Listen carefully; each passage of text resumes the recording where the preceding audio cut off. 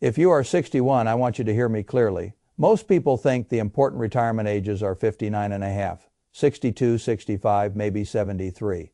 They focus on the ages where something obvious happens, a penalty disappears, a benefit begins, a requirement shows up. Those ages get all the attention because the system finally speaks up. But I have spent my life studying how money behaves when people wait too long to understand it, and I will tell you something that matters far more than most people realize. 61 is not just another birthday. 61 is a deadline. It is the last clean year when your retirement planning is still almost entirely on your terms. Your tax flexibility is still under your control. Your healthcare positioning is still under your control. Your income design is still under your control after that. The system begins to answer back, and once the system starts answering back, every move gets harder, more crowded, and more expensive. That is why I want to walk you through this carefully. I want to show you why 61 is so powerful, what changes at 62 and 63, why so many retirees miss this window simply because it does not feel urgent, and what you can still do at 61 that becomes dramatically harder later, because the difference between a retirement you design and a retirement you react to often comes down to one thing. Did you use 61 wisely, or did you drift past it? Most people miss the power of 61 because nothing dramatic happens on the surface. There is no big government notice. There is no obvious penalty for doing nothing. There is no forced decision that makes you sit down at the kitchen table and pay attention. That quiet is exactly what fools people. The ages people obsess over are noisy ages. Something begins, something ends, something gets turned on, something gets taken away.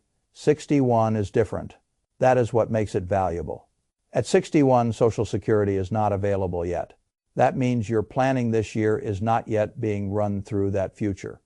Benefit lends every 5 minutes. You do not have to measure every move against a benefit that is now sitting there, visible, tempting, and psychologically pulling on every decision. At 61, the Medicare or Maya look-back window has not started yet. Your income this year is not going to reach forward and raise your Medicare premiums at 65. That shadow cost is not sitting on top of every Roth conversion and every capital gain. At 61, required minimum distributions are still nowhere near forcing money out of your traditional accounts. You still have room to shape the future instead of being pushed around by it. That combination matters more than people think. You can do Roth conversions, you can harvest capital gains, you can optimize for AKA subsidies. If you are not yet on Medicare, you can position your income deliberately, and you can do all of that while the different systems are still relatively separate from each other. That is the key at 61. The pieces are still movable. A year or two later, those same pieces start locking together in ways that reduce your freedom. I have watched people reach retirement with a large IRA, decent taxable savings, maybe a Roth account, maybe a gap before Medicare, and they assume they still have plenty of time to figure it out. Then 62 shows up, then 63 shows up, then one decision starts colliding with another. Then the clean planning window is gone. The retirees who understand what 61 really is do not treat it like a waiting room. They use it, they move money intentionally, they front-load tax strategies while the cost is still manageable. They build flexibility for the next 3 decades while the system is still relatively quiet. The retirees who miss it usually do not miss it because they are foolish. They miss it because 61 feels harmless. It feels like there is still plenty of runway. That is the mistake. If you are 61, the system is listening. At 62 and beyond, it starts talking back. And once it starts talking back, you no longer have full control over the conversation. Now let me show you why that happens. The first big change comes at 62. At 62, Social Security eligibility begins. Now, whether you claim at 62 or not is not the point here.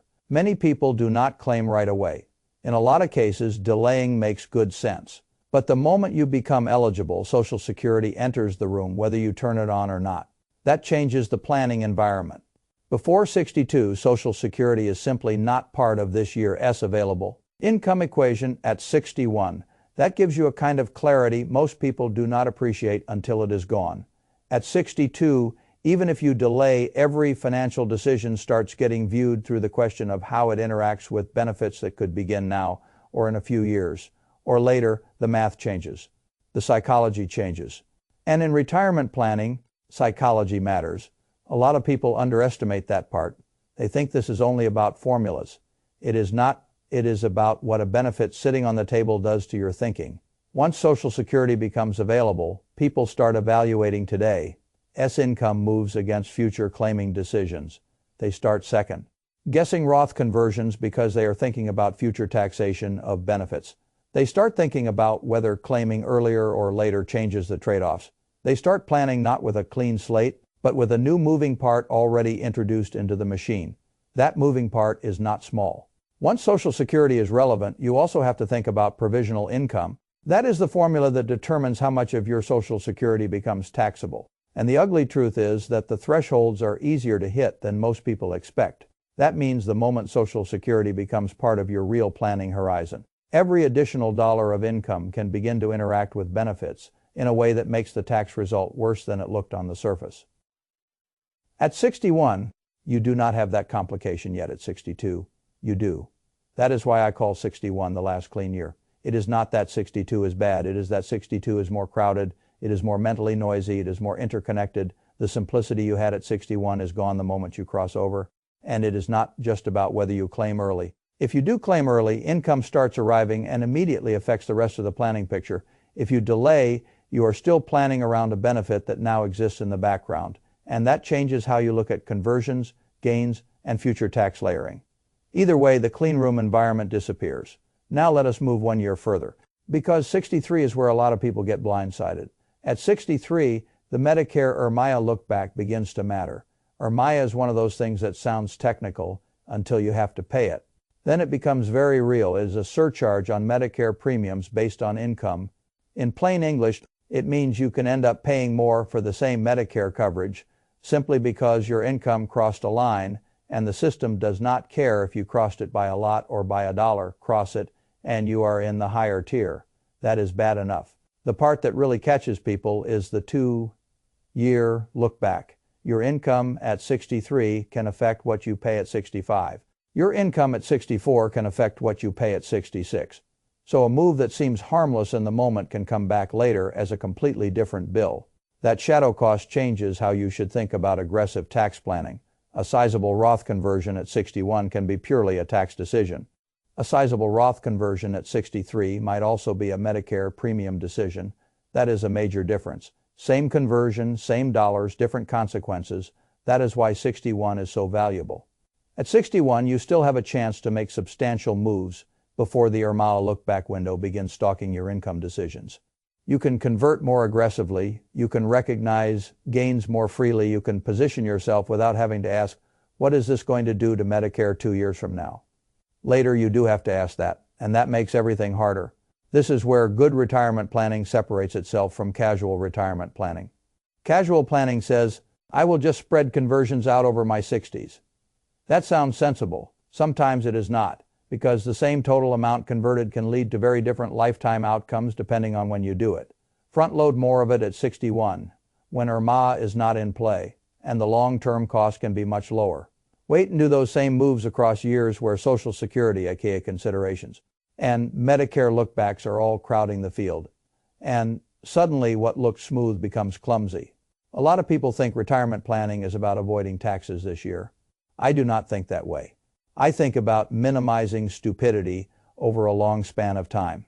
And one of the stupidest patterns I see is when someone protects one clean year so carefully that they walk straight into 10 messy years later. It is the lifetime result that matters, not the emotional comfort of doing nothing this year. That is the lens you need at 61. Now let us talk about what makes 61 not just a year to avoid mistakes, but a year to create advantages. At 61, you can layer several strategies together in a way that later becomes much more complicated. That layering is the whole game. A retiree who only thinks about one move at a time usually misses the real opportunity. The real opportunity is in the interaction. At 61, you may be able to do a meaningful Roth conversion. You may be able to harvest capital gains at favorable rates. You may be able to qualify for AK subsidies if you are not yet on Medicare. And you may be able to structure your income so that the next few years are easier, not harder. Those are not isolated tactics. They are connected pieces. And this is why 61 is so powerful. You can still coordinate those pieces without Social Security already sitting in the middle of the table and without IRMAA already punishing future Medicare premiums. That clean coordination window does not last. Suppose you convert too much to Roth. Your adjusted gross income rises. That may be fine if you plan for it. But if you are also trying to stay within AKA subsidy ranges, then every extra dollar matters. Suppose you also want to harvest some capital gains. That raises income too. Now you are balancing conversions, gains, and subsidy thresholds all at once. At 61, that puzzle is still solvable in a relatively clean way. At 63 or 65. Once additional systems are interfering, the puzzle becomes much more crowded. You start sacrificing one advantage to preserve another. You start losing the clean optimization that 61 made possible. I like to think about it this way. Retirement planning is not one lever. It is a control panel. And at 61, more of the switches still work independently. Later, the switches are wired together. Touch one. And two others react. That is when people stop designing and start improvising. The people who do best in retirement are not always the people with the biggest accounts. Often they are the people who made the most intelligent moves while their options were still broad. That is what 61 offers you, option breadth. Now let me show you why that matters so much for the long haul. The decision you make at 61 does not stay at 61. It echoes, it changes the size of your pre-tax accounts later. It changes the size of your future required minimum distributions. It changes how much bracket space gets consumed automatically in your 70s. It changes how much room you have left for conversions later.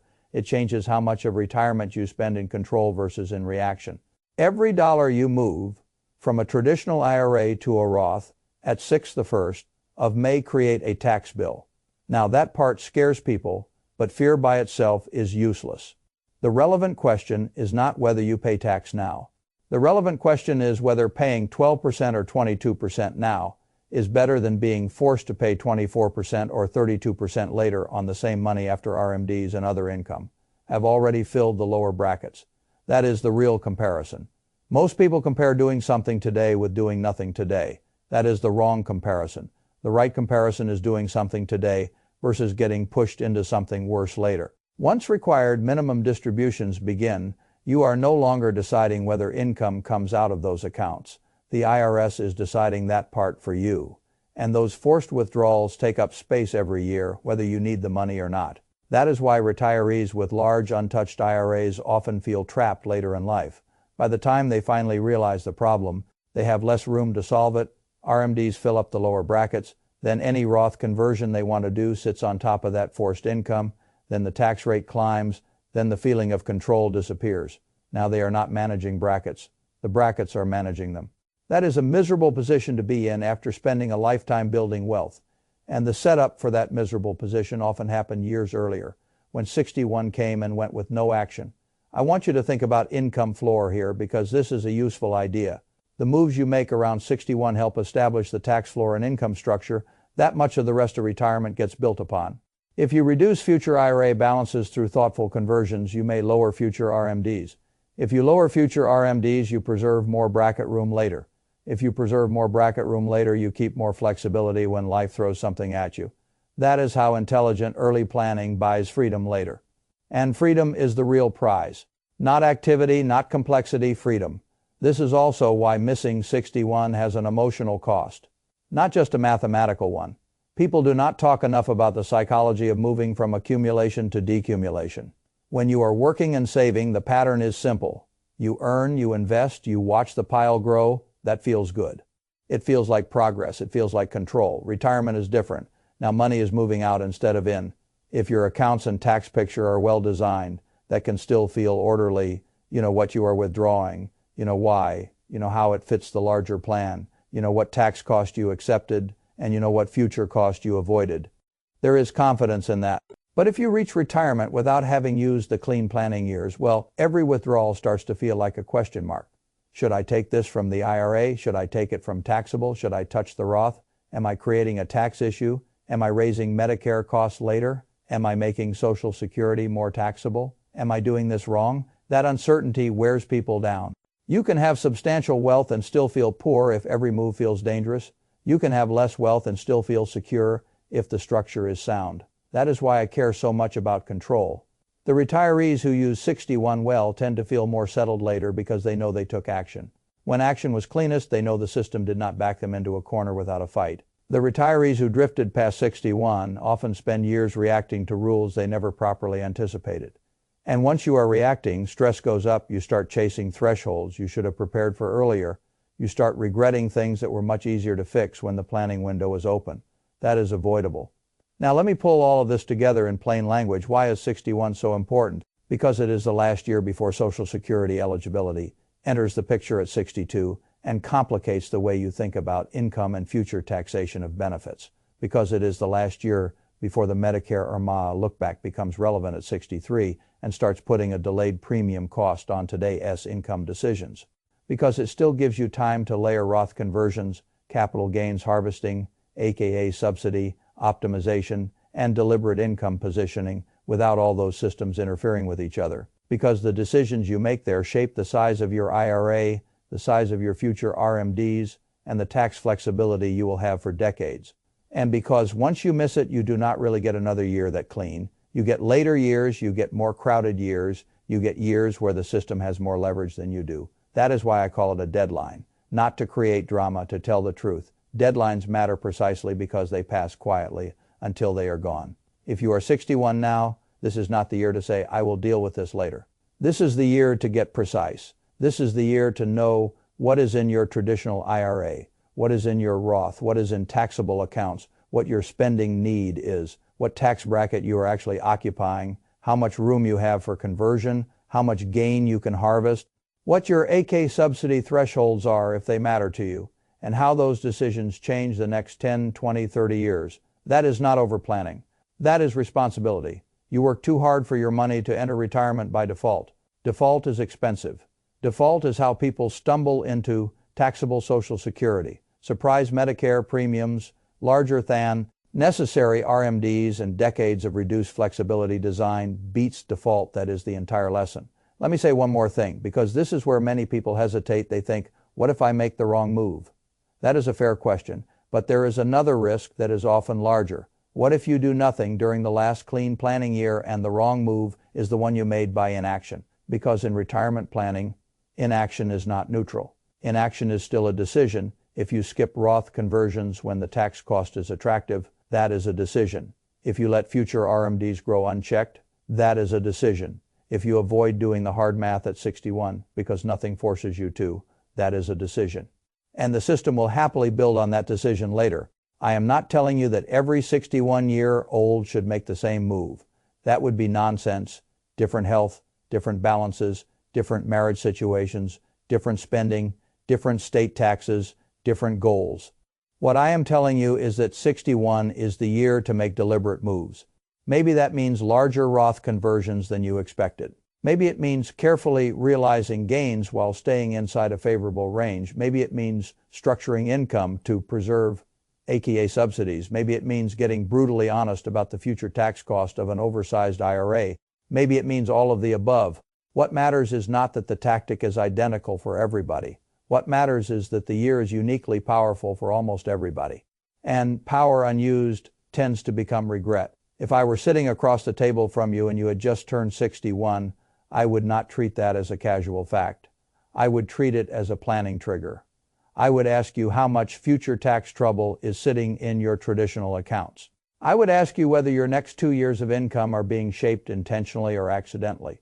I would ask you whether you are using this clean window before Social Security complexity and Medicare look-back start interfering.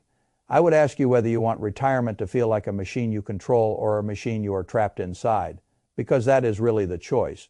The retirees who understand 61 do not wait for later milestones to tell them what to do. They act while acting is still clean. They understand that the best time to fix a future tax problem is before it hardens into a permanent feature of retirement. They understand that the best time to create flexibility is before the rules narrow the path. And they understand that what looks like just another year can be the hinge that the whole next chapter swings on. So, no, I do not think 61 is just another birthday. I think it is the most important age for your entire retirement because it is the last moment when so many high-value decisions can still be made with clarity. Before Social Security muddies the field, before Medicare lookbacks cast a shadow over every extra dollar, before required distributions start bossing you around, before later life tax brackets become a prison of your own earlier delay, that is the real message. Use 61 before 62 complicates the picture. Use 61 before 63 gives your income a second cost. Use 61 before your 70s take flexibility off the table. And above all, use 61 before you wake up one day in retirement and realize the system has been designing more of your life than you have. That is a bad place to arrive. The good news is you do not have to arrive there. If you are 61, you still have a clean shot at shaping the next 30 years with more intelligence, more control, and less waste, and that is worth treating seriously because retirement is not won by crossing a finish line at some official age. It is won by recognizing the few moments that actually matter and acting while the odds are still in your favor. For a great many people, 61 is one of those moments. Treat it that way.